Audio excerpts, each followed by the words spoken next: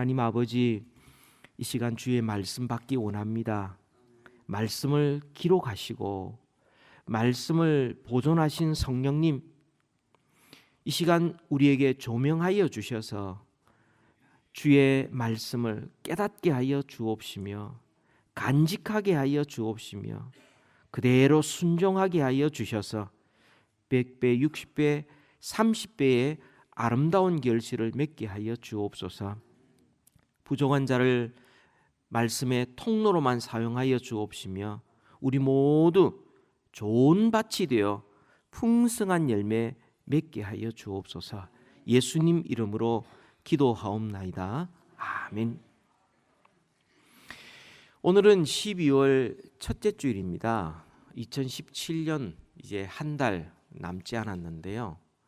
오늘 오후 5시에 우리 은퇴식, 또 임직식, 또 임명식 오후 5시에 오늘 있게 됩니다.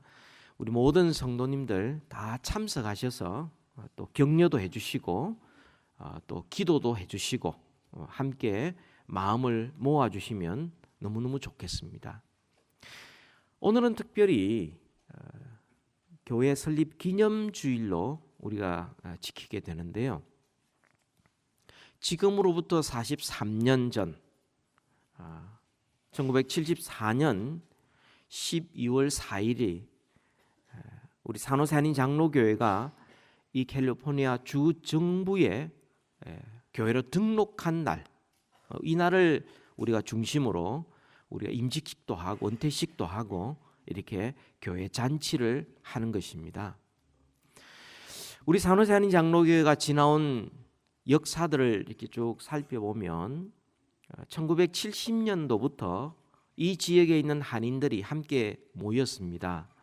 그때 다니엘 최 목사님, 최명환 목사님의 형님입니다. 그리고 동생 최명환 목사님, 그 다음에 최수연 목사님, 이 세 분이 중심이 되어서 함께 예배를 드리고 있었습니다. 그러다가 다니엘 최 목사님이 저쪽 위쪽으로 노스베이 쪽으로 이제 떠나시고 난 다음 최수연 목사님도 성결교 출신이지만 산타크라라 한인교회를 설립하셨고 이어서 산타크라라 한인 침례교회를 설립하셨습니다. 그리고 나가셨어요. 그리고는 1974년 최명환 목사님이 산호세 한인 장로교회란 이름으로 교회 등록을 하고 교회를 이제 설립을 하게 된 것입니다. 그 설립하기 2년 전에 최명환 목사님 사모님이 또 이렇게 자펜타운에 이렇게 시장 보러 온 20대 세댁을 만나서 교회로 초청했습니다. 교회 오면 시래기국이 있으니까 맛있는 게 있다. 그때부터 교회를 출석하신 분이 오늘 은퇴하시는 조기복 권사님이십니다. 먹을 거 준다 해서 따라왔는데 그때부터 지금까지 교회에 등록을 하고 집사로 권사로 한결같이 이렇게 수고를 하신 조성준 집사님, 물론 세상을 떠나셨지만 와이프가 따라간다니까 늘 데리고 와서는 바깥에 앉아 있다가 교회에서 뭘 하나 궁금해서 들어갔다가 그 길로 또 평생 주님 앞에 갈 때까지 교회 신앙생활을 잘 하신 그런 일이 있습니다. 74년에 교회를 등록하고 난 다음에 2년 조금 지나서 최명환 목사님이 일본 선교사로 떠나버리셨어요. 그리고는 또 목사님이 안 계셔서 정규현 목사님을 청빙을 해서 했는데 이분은 2년 채 되지 않았었습니다. 그리고는 또 어디로 떠나버리셨어요.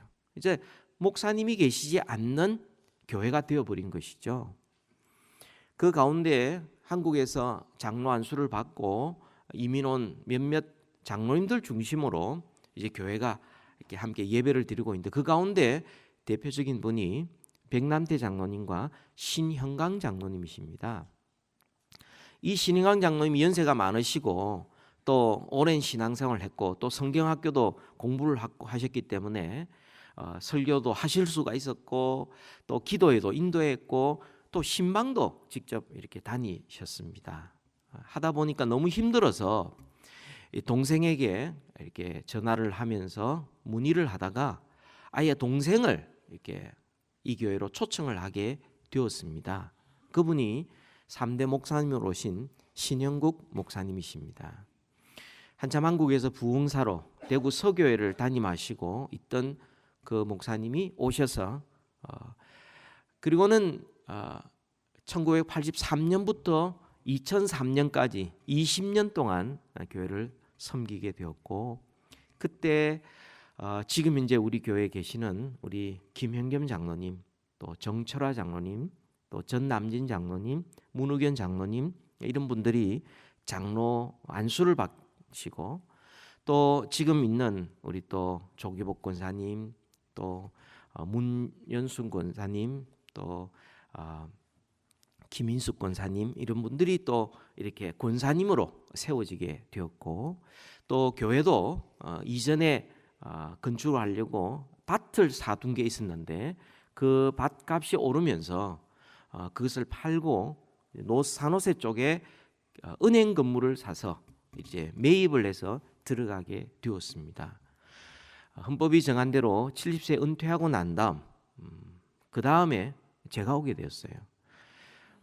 제 나이가 그때 40이었었습니다. 아주 어린 사람이 와서 교회를 섬기는 가운데 하나님께서 또 여러 일꾼들을 세워주시고 또 말없이 수고하시는 그런 좋은 분들을 좀 많이 보내주셔서 교회가 점점 좋아지고 은혜롭게 변하게 됐고 그리고는 그곳이 너무나 작은 우리 현재 있는 교회보다 딱 절반 크기였었습니다. 그리고 파킹랏은 40세대 정도가 맥시멈이었어요. 그리고 큰 길이 있었기 때문에 아주 위험한 그런 곳에 있어서 교회를 이전하게 되었고 6년 전에 우리가 이곳을 매입하고 이곳을 이사를 들어오게 된 것이죠. 제가 이렇게 짧게 이야기는 했지만요. 그 가운데 수많은 일들이 있었고 또 어려움도 있었지만 또 이름 없이 빛도 없이 신실하게 봉사하는 그런 귀한 분들이 있었기 때문에 교회가 지금까지 은혜 가운데 이렇게 지나오게 되었습니다. 이제 43년을 맞이하게 되었습니다. 지나온 세월을 이렇게 쭉 돌이켜 보면 하나님께서 때마다 꼭 필요한 신실한 일꾼들을 세우셔서 하나님의 일을 하게 하셨고 그리고는 좀 좋을 때도 있고 안 좋을 때도 있었지만 결과적으로 지나보면 하나님께서 더 큰 은혜를 부어 주셨다는 사실을 우리가 알 수 있었습니다. 교회를 생각할 때마다 너무너무 감사하고요. 또 앞으로도 하나님께서 지금까지 인도하신 그 이상으로 정말 하나님께서 더 아름답게 더 귀하게 이민교회의 가장 모범이 되고 가장 건강한 교회로 세워주실 것을 소원하고 기도하고 또 이렇게 바라고 있습니다. 우리 모두 우리 산호산인 장로교회 지체된 것을 하나님 앞에 감사하시고 또 하나님께서 앞으로 행하실 것을 기대하면서 우리 서로 손을 잡고 같이 힘을 합하여서 정말 많은 교회 가운데 가장 주님이 기뻐하시는 교회, 가장 주님의 마음에 흡족하시고 또 가장 건강한 교회 되기를 주 예수 그리스도의 이름으로 축원합니다. 오늘은 설교 제목이 주님께서 세운 교회입니다. 특별히 마태복음 이 16장의 이 말씀은 아주 특별한 말씀이에요. 왜냐하면 예수님께서 친히 교회에 대하여 말씀하셨어요. 여러분, 교회에 대한 말씀은 주로 서신서에 있습니다. 바울의 서신서에 주로 이렇게 있는데 예수님께서 친히 교회에 대하여 말씀하시는 것은 아주 특이한 것입니다. 특별한 하나님의 말씀입니다. 주님이 세운 교회, 오늘 본문 16장 18절에 보면 내가 내 교회를 세우리라. 예수님께서 예수님의 교회를 세우시겠다, 그렇게 말씀을 합니다. 주님이 세운 교회, 어떤 교회일까요? 주님이 세운 교회다운 교회는 어떤 모습을 가져야 하겠습니까? 오늘 이 말씀을 통하여서 우리 교회가 정말 주님이 세운 교회다운 교회, 주님이 세운 교회의 모습 그대로 드러나는 그런 귀한 교회 되기를 소원하는 마음으로 이 말씀을 증거합니다. 오늘은 제가 간단하게 두 가지를 말씀을 드립니다. 주님이 세운 교회, 어떤 교회냐? 첫 번째는 짧고요, 두 번째는 조금 깁니다. 두 가지의 특징이 있습니다. 예수님께서 가이사라 빌립보 지방으로 제자들과 함께 가셨어요. 가시다가 주님께서 제자들에게 이런 질문을 하십니다. 사람들이 인자를 누구라 하느냐? 이렇게 물으세요. 제자들이 대답을 합니다. 세례 요한이라고 합니다. 혹은 엘리야라고 합니다. 예레미야라고 합니다. 선지자 중에 한 사람이라고 합니다. 주님께서 또 묻습니다. 그럼 너희는 나를 누구라 하느냐? 제자들에게 이 질문을 던졌을 때 그 가운데 베드로가 대답을 합니다. 주는 그리스도시요 살아계신 하나님의 아들이시니다.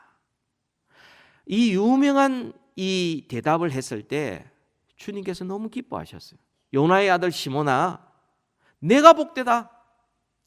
이걸 알게 하신 분은 혈육이 아니다. 사람이 가르친 게 아니다. 공부해서 아는 게 아니다. 이것은 하늘에 계신 나의 아버지께서 너에게 가르쳐 줬구나. 너는 베드로라. 내가 이 반석 위에 내 교회를 세울 것이다. 음부의 권세가 이기지 못할 것이다. 항상 승리할 것이다. 내가 너에게 천국 열쇠를 주는데 이 열쇠로 열면 하늘에서도 열리고 매면 하늘에서도 매일 것이다.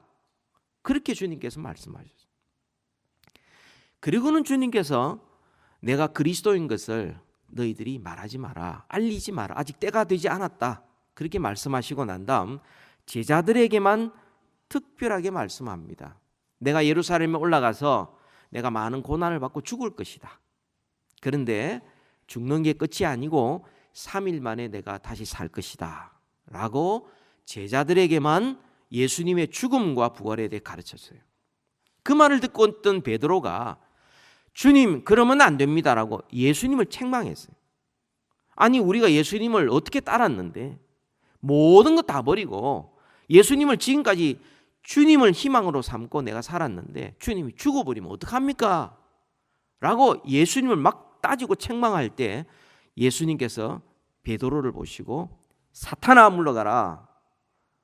내가 하나님의 일을 생각지 않고 사람의 일을 생각하는구나. 나를 따르거든 자기를 부인하고 자기 십자가를 지고 나를 쫓을 것이니라.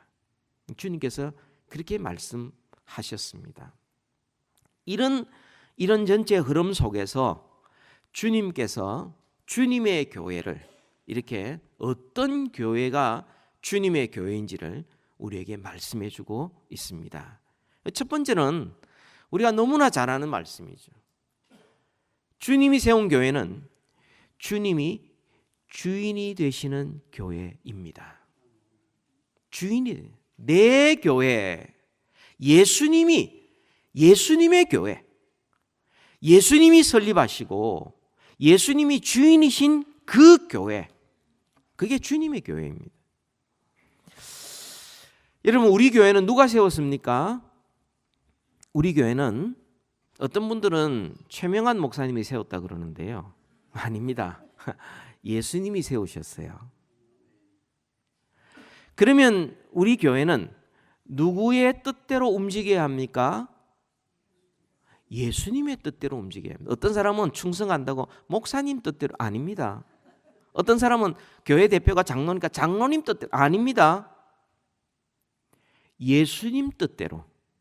예수님이 주인이세요. 여러분 그런 점에서 교회에 사는 모든 일들은 바로 주님의 일입니다. 그것이 크든 작든 사람들이 알아주든 몰라주든 그건 다 주님의 일이에요. 주님이 알고 계시고 주님께서 갚아주실 것입니다. 우리가 어떤 일을 할 때에 사람들을 의식하고 그러다 보면은 이렇게 돼야 된다, 저렇게 돼야 된다, 뭐 자기 뜻대로 뭐 교회는 이렇게 돼야 되고 저렇게 되고 이런 게 굉장히 많아요. 우리도 모르는 사이에. 여러분, 그것은 최대한 절제하셔야 됩니다. 내 뜻대로 마옵시고 아버지의 뜻대로 되기를 소원합니다. 이런 자세로 교회를 섬겨야 하는 것이죠. 교회가 왜 어렵습니까? 내 뜻대로 하려니까 어려운 거예요. 내 마음에 꼭 드는 대로 안 하니까 원망과 불평이 나오는 겁니다. 교회는 그렇게 해서는 안 돼요. 교회는 예수님이 주인입니다. 답답하면 주인한테 따져야지 다른 사람한테 이야기하는 것은 그건 원망과 불평거리밖에 되지 않는 겁니다. 좋은 일 있으면 주님 앞에 감사하고요. 답답한 일 있으면 주님 앞에 기도하고, 좀 슬픈 일이 있어도 주님 앞에 슬퍼하고, 좋은 일 있으면 주님 앞에 찬양해야지 자꾸만 사람을 의식하고 내 뜻 주장하고 이렇게 하다 보면 신앙생활 제대로 할 수 없고 그건 올바른 교회 생활이 될 수 없는 것입니다. 우리에게 주어진 모든 일들 아무리 작아도 그건 주님이 맡겨주신 일입니다. 우리가 주님 앞에 충성할 때 주님께서 반드시 그 일을 갚아주실 것이고 심은 대로 거두게 해 주실 것입니다. 우리는 항상 기억해야 합니다. 우리 산호세아닌 장로교의 주인은 예수님이시다. 그걸 항상 기억해야 돼요. 저도 앞에 있는 우리 선배님들처럼 헌법에 정한 규정되려면 그 다음에 은퇴를 할 것이고, 또 우리 장로님들, 권사님들도 마찬가지일 것입니다. 그리고 우리 이 땅에 영원히 살 것도 아닙니다. 그러나 주님은 여전히 교회의 주인이 되어주셔서 영원토록 이 교회를 다스릴 것이고 교회를 통하여 일하실 것입니다. 쓰임받는 그 자체로 감사하시고 그 어떤 일이든 주님 앞에 하듯이 그렇게 탁월하게 충성되게 일하셔서 주님 앞에 큰 상 받는 우리 모두 되기를 우리 주님의 이름으로 축복합니다. 두 번째, 주님이 세운 교회는 어떤 교회냐? 반석 위에 세워진 교회입니다. 반석 위에. 우리 18절을 우리 다 같이 한 목소리로 함께 읽도록 합니다. 시작. 또 내가 내게 이르노니 너는 베드로라. 내가 이 반석 위에 내 교회를 세우리니 음부의 권세가 이기지 못하리라. 예. 여러분, 이 18절 9절이 굉장히 다양한 해석을 하고 있습니다. 그러니까 개신교는 개신교, 캐톨릭대로, 그 다음에 자유주의는 자유주의자대로, 보수주의는 보수주의자대로 아주 다양하게 해석을 하고 있습니다. 이런 모든 해석들을 이게 종합을 해보면 한 4가지 해석으로 됩니다. 오늘 말씀드리는 핵심 내용은 바로 이겁니다. 내가 이 반석 위에 내 교회를 세우리라. 그럼 반석 위에 세운 교회가 어떤 교회냐? 첫 번째 해석은 이런 겁니다. 이 구절은 후대에 추가된 것이다. 왜냐하면 마태, 마가, 누가복음을 통틀어서 우리는 공관복음이라고 부르는데, 같은 관점을 가지고 기록된 것이라고 말하는데, 이 구절이 마태복음에만 있고 마가, 누가복음에는 기록되어 있지 않는 거 보니까 아마도 나중에 마태가 추가로 기억한 것 같다. 이것이 바로 자유주의자들이 하는 해석들이에요. 여러분, 자유주의라는 해석이 뭐냐면, 자유란 말은 굉장히 좋은 말인데도 불구하고 성경이 하나님의 말씀으로 받아들이지 않는 것을 자유주의라고 말합니다. 성경도 사람이 기록하니까 오류가 있고 수천 년 전에 기록된 그게 오늘날 우리하고 뭐 특별하게 무슨 상관이 있겠느냐 하는 게 자유주의자예요. 그러니까 옛날 이야기는 옛날 이야기로 두자 이거죠. 성경에 기록되어 있는 여러 가지 기적들, 병자가 낫고 죽은 자가 살아나는 그거는 그냥 좋은 이야기로 남겨두자. 오늘날 때 그런 일이 일어났냐? 병이 낫는 것은 하나님의 능력으로 낫는 게 아니고 약을 주든지 수술을 하든지 뭐 이렇게 해야 낫는 거지. 죽은 게 어떻게 다시 살아나느냐? 있을 수 없는 일이다. 우리 한번 이성적으로, 합리적으로, 상식적으로 한번 생각해 보자. 있을 수 없는 일이다. 이게 자유주의자예요. 예수님께서 성경에서 뭐 동성 간의 결혼을 금하신 것, 그거는 수천 년 전에 있었던 일이고, 오늘날 현대는 남녀 차별해서는 안 된다. 모든 사랑은 다 존중해줘야 되고, 그러니까 서로 좋아하는 거 그거 좋아해줘야 된다. 그럼 성경에서 하지 말라는 거 뭐냐? 그거는 수천 년 전의 이야기니까 현대에 맞지 않다. 이게 자유주의자예요. 자유주의자들이 하는 이 말들이 후대에 이게 추가되었다, 뭔가 의도를 갖고 집어넣었다라고 이야기하는데 그것이야말로 무식한 것입니다. 추가될 수 없어요. 마태복음 4본에 이것은 반드시 있는 것이고요. 그 다음에 마태, 마가, 누가, 요한, 이거는 각각 네 복음서가 아주 독특한 각자의 관점으로 잘 기록되어져서 이 네 개가 함께 모여야 예수 그리스도의 복음이 제대로 드러나는 것입니다. 그런 점에서 후대에 추가되었다는 것은 말이 안 되는 것입니다. 또한 내가 이 반석 위에 내 교회를 세우리라 라는 두 번째 해석이 로마 캐톨릭의 해석입니다. 이걸 근거로 해가지고 교황의 절대 권한과, 그리고는 캐톨릭 교회가 큰 집이다, 그리고는 교회에 있어야 그 교회를 통하여서만 구원이 확실하다, 이렇게 가르치고 있는 거죠. 로마 캐톨릭에서 했던 말을 제가 인용합니다. 교황은 하늘, 땅, 그리고 땅 아래 지옥의 왕으로서 삼중적인 왕관을 섰다, 이렇게 이야기해요.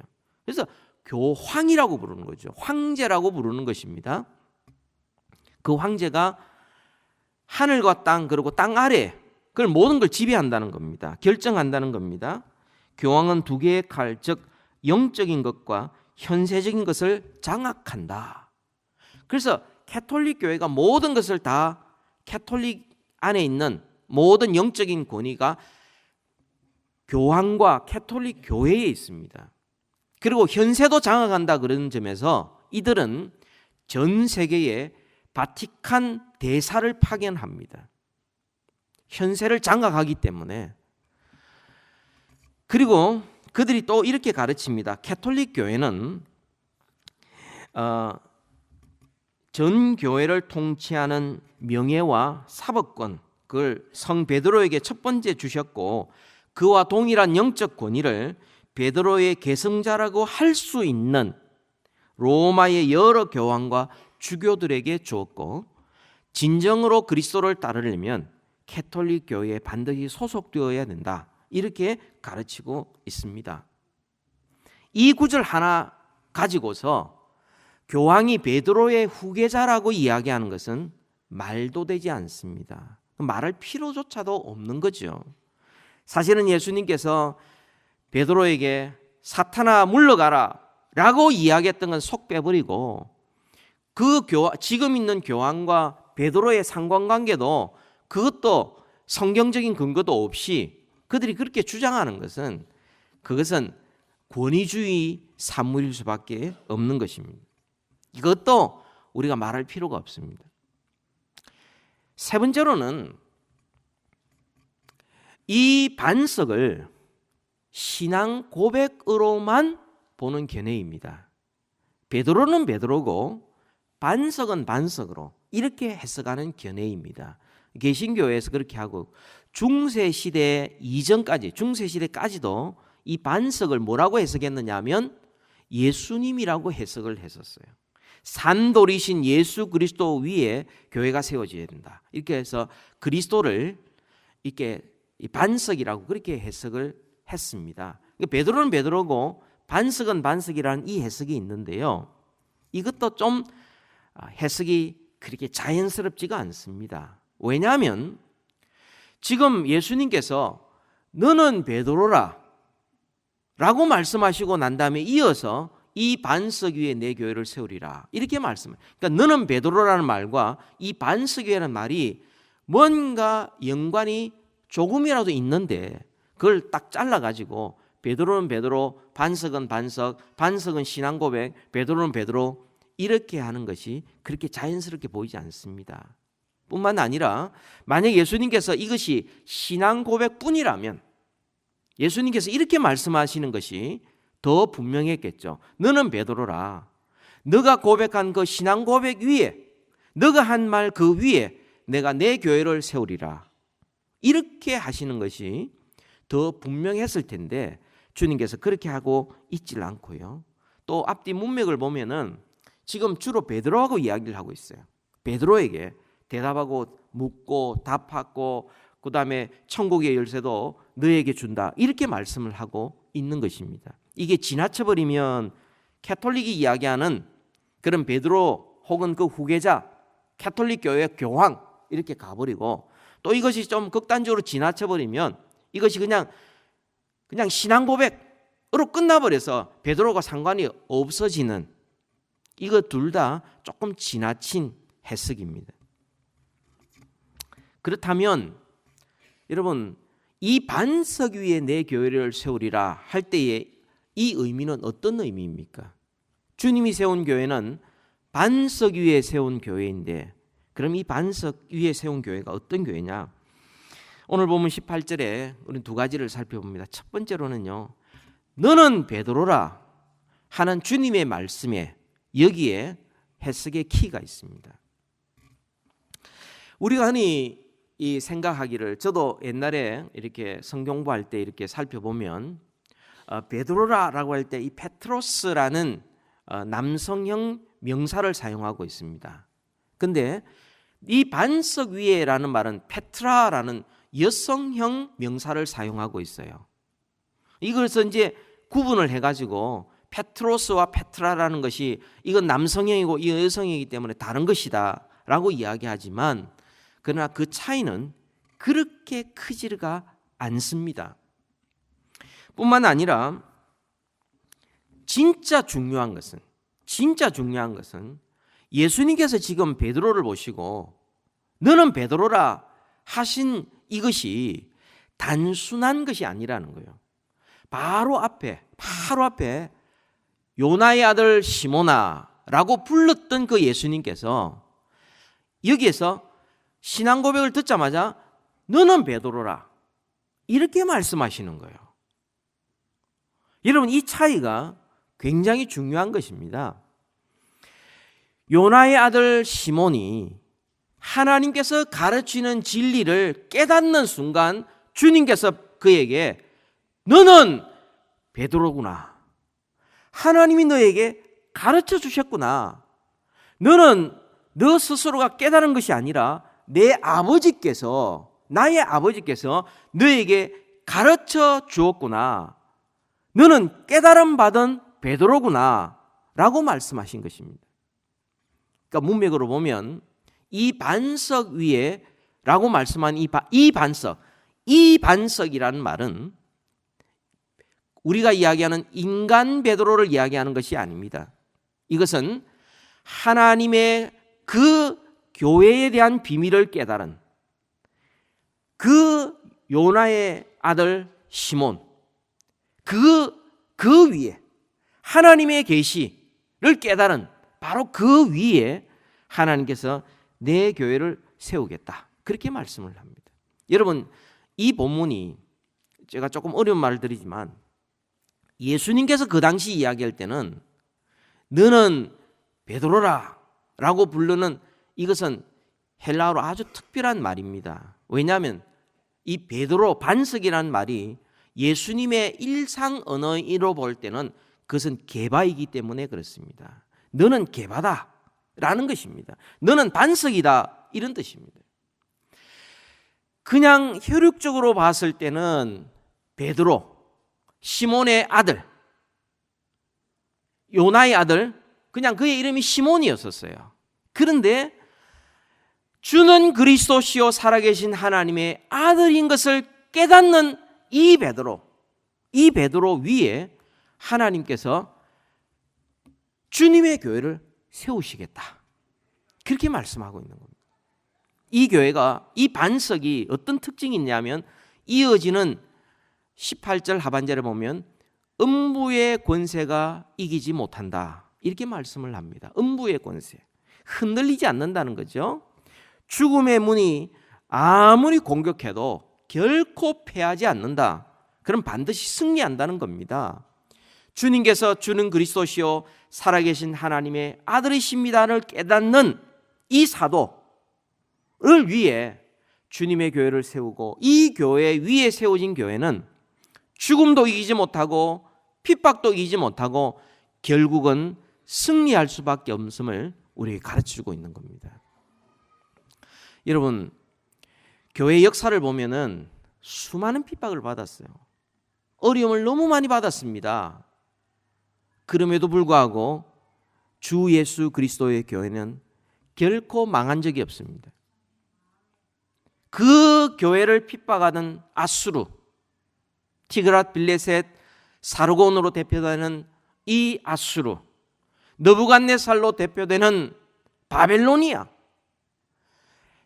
알렉산더 대왕으로 대표되는 그리스, 헬라, 고레스로 대표되는 메데 페르시아, 시저로 대표되는 로마 제국, 그렇게 교회를 핍박하고 하나님의 백성들을 핍박했지만 그 나라는 역사에서 사라졌지만 주님의 교회는 여전합니다. 무너지지 않습니다. 여러분, 교회가 사람들이 많건 적건, 힘이 있건 없건, 어려움이 있건 없건, 교회가 볼품없이 보일지라도 교회를 세우신 분은 예수님이시기 때문에, 그분은 영원하신 하나님의 아들이시기 때문에 주님의 교회도 결코 망하지 아니할 것이고, 교회는 항상 승리할 것이고 마침내 영원히 완전하게 승리하게 될 것입니다. 그런 점에서 교회는요, 세상의 방법과 세상의 힘으로 세워져서는 안 됩니다. 예수 그리스도께 붙어 있어야 되고 그리스도를 주인으로 모셔야 되고, 또한 그 예수 그리스도께 주시는 힘을 의지하여 교회가 움직일 때에 교회는 승리하게 될 것입니다. 중요한 것 마지막으로 한 가지 더 말씀드립니다. 베드로가 지금 고백하는 이 고백, 주는 그리스도시요 살아계신 하나님의 아들이십니다 라는 이 고백은 베드로 개인의 것이 아니라는 거예요. 이것은 12 제자들의 것이었고, 이것이야말로 사도들의 증거입니다. 주님께서 너희는 나를 누구라 하느냐 물었어요. 제자들에게 물은 질문이에요. 주는 그리스도시요 살아계신 하나님의 아들이십니다 라는 대답은 모든 제자들이 알아야 될 진리입니다. 베드로 개인이 아닙니다. 여러분, 성경에 보면 하나님께서 베드로 개인에게 어떤 권세를 주셨다, 음부의 권세를 이기는 그런 권세도 주셨고, 베드로 개인에게, 그리고 또 하늘을 메고 하늘을 푸는 천국 열쇠를 베드로 개인에게 주셨다, 그렇게 말씀하신 적이 없습니다. 개인에게 준 게 아니에요. 메고 푸는 것, 음부의 권세를 이기는 것, 이 모든 것들은 사도들에게 주셨습니다. 12 제자들, 예수님을 직접 보고 예수님을 경험하고 예수님을 증언하는 12 사도들에게 주님이 주신 것입니다. 우리 성경 한번 찾아봅시다. 마태복음 18장 18절. 우리 다 같이 함께 읽습니다. 마태복음 18장 18절. 시작. 진실로 너희에게 이르노니 무엇이든지 너희가 땅에서 매면 하늘에서도 매일 것이요 무엇이든지 땅에서 풀면 하늘에서도 풀리리라. 베드로 개인에게 주신 말씀이 아닙니다. 12 사도들에게 주신 말씀입니다.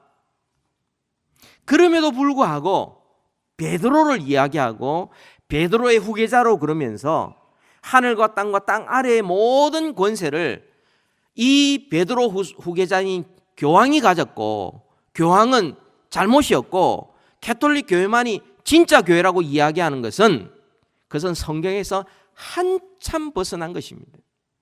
주님은 12사도들에게 이 권세를 허락해 주신 것입니다. 한 걸음 더 나아가지고 우리 성경 한번 찾아봅니다. 요한복음 20장 23절에 있는 말씀, 예수님께서 부활하시고 난 다음에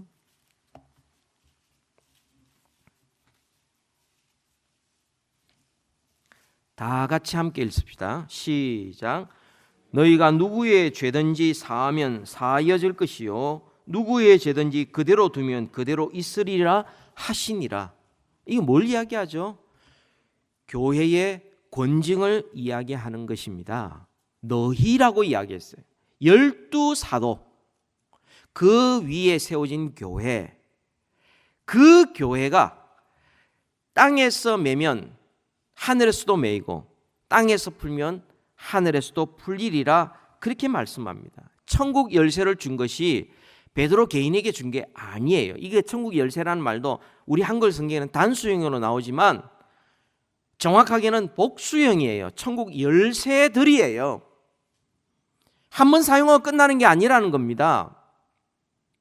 이 말이 뭐냐? 천국을 여는 열쇠, 천국을 매는 열쇠, 그 열쇠들이 무슨 내용이냐면 이것은 하나님께서 복음을 전파하고 영혼을 구원하는 것, 그래서 우리가 교회가 하나님의 말씀을 받아 사도들의 그 신앙을 받아 이 복음, 주는 그리스도시요 살아계신 하나님의 아들이라는 이 복음을 증거해서 그들이 예수를 믿으면 그것은 이 땅에서 푸는 것입니다. 그러면 하늘에 풀리는 것이죠. 그러면 하늘에 천국 백성이 들어갈 수 있는 겁니다. 근데 교회가 이 복음 증거와 영혼 구원의 사명을 감당하지 않으면 그냥 매는 것입니다. 그러면 하늘에 들어갈 사람이 없는 것입니다. 이 천국 열쇠라는 게 뭐 특별히 다른 게 있는 게 아니에요. 뭐 이제 금으로 만들고 막 장식하고 막 천국 열쇠를 막 들고 다니고 그런 의미가 아니고 이것은 주는 그리스도시요. 주는 그리스도시요. 이 말은 이 땅에 오신 메시아라는 겁니다. 살아계신 하나님의 아들이십니다. 이것은 곧 예수 그리스도가 하나님이시라는 거예요. 하나님의 신성과 하나님의 인성과 그분만이 유일한 그리스도시요 우리를 구원하실 분이시요 그리스도 외에는 구원받을 길이 없음을 증거하는 이 복음 증거를 통하여 우리는 천국을 열기도 하고 천국을 매기도 하는 거예요. 천국에 들어갈 수도 있고 천국에 못 들어가게도 만들 수 있다는 거예요. 교회가 이 사명을 감당할 때에 우리는 하늘을 열고 또 많은 사람들을 주께로 인도하고 천국 백성 만드는 일에 교회가 쓰여질 수 있는 것입니다. 종합해보면 이런 겁니다. 반석 위에 세운 교회가 뭐냐? 이 반석 위에 세운 교회가 뭐냐? 이것은 제자들의 사도적인 증거. 베드로 한 사람이 아니에요. 이 12사도들이 전해준 바로 그 복음, 그 내용 그대로 받고 그대로 믿고 그 위에 생긴 교회 뿐만 아니라 그 사도들이 전해준 신앙 그대로 다음 세대에게 전해주는 바로 그 교회, 바로 그것이 반석 위에 세운 교회인 것입니다. 성경 한 군데만 더 찾습니다. 에베소서 2장 20절에 있는 말씀입니다.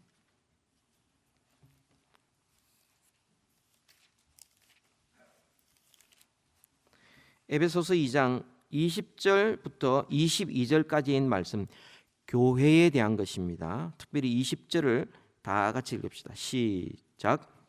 너희는 사도들과 선자들의 터 위에 세우심을 입은 자라. 그래서 예수께서 친히 모퉁이 돌이 되셨느니라. 아멘. 예, 거기까지만 읽읍시다. 교회가, 너희는, 교회입니다. 너희는 터 위에 세우심을 입었다. 그 터가 어떤 터죠? 사도와 선지자들의 터예요. 다시 말하면 구약에서 선지자, 신약에서 사도들인데 그들이 가르치는 모든 내용이 성경 전체입니다. 그죠? 그 성경 전체의 핵심 내용이 뭐냐? 그것은 예수님은 주인과 그리스도시요, 예수님은 살아계신 하나님의 아들이라는 것이 핵심 내용이에요. 그 터 위에 세워졌고 예수님은 그 성전의 모퉁이 돌이 되셨다. 그래서 모든 성전에 연결된 가장 중요한 모퉁이 돌, 그 건물의 중심을 잡고 그 건물에 연결되어서 방향을 잡고 하는 모든 것들, 예수님이 모퉁이 돌이 되셨고, 그 다음에 21절 볼까요? 21절 22절 시작. 그의 안에서 건물마다 서로 연결하여 주 안에서 성전이 되어가고 너희도 성령 안에서 하나님의 하실 처소가 되기 위하여 그리스도 예수 안에서 함께 지어져 가느니라. 아멘. 반석 위에 세운 교회가 뭐냐? 사도들의 증언 위에 세워진 교회인 것입니다. 사도들의 증언 위에 세워진 교회. 사도와 선지자의 터, 성경 전체를 가리키고 성경 전체의 핵심 내용은 주는 그리스도시요 살아계신 하나님의 아들이십니다. 이게 교회의 기초예요. 이 기초를 삼지 않는 교회는 주님이 세운 교회가 아닙니다. 사도들이 전해준 신앙 고백이 없다면 올바른 교회가 될 수 없는 것입니다. 사도들이 우리에게 전해준 바로 그것이야말로 교회의 기초가 되어야 하는 겁니다. 사도들이 전해준 그대로 더하거나 빼지 말고, 시대가 바뀐다고 왜곡시키고 우리의 편리대로 하지 말고 전해준 그대로, 사도들이 전해준 그대로. 그런 점에서 가톨릭이 자기들이 큰 집이라고 그러는데 사실은 작은 집들이에요. 왜냐하면 본가가 사도들이 전해준 그대로 우리에게 전해지고 있거든요. 그게 작은 집이에요. 비록 덩치는 클지 모르지만 우리가 큰 집입니다. 그래서 사도준 그대로 받고 믿고 전하는 교회, 그게 주님이 세운 교회예요. 여러분, 교회를 주님께서 지금까지 이어오실 때 이 사도들이 전해준 이것이 기준이고요. 주는 그리스도시여 살아계신 하나님의 아들이십니다. 이걸 풀면 성경 전체예요.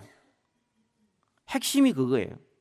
그리고 이것이 바톤처럼 다음 세대들에게, 다음 교회들에게 계속 이어지고 있는 것입니다. 그게 기독교의 역사예요. 여러분, 릴레이 경주할 때에 바톤 놓치면 어떻게 되죠? 실격. 그렇지 않습니까?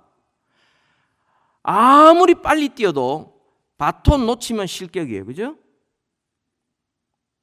아무리 많이 뛰어도 바톤 없으면 그건 아니에요.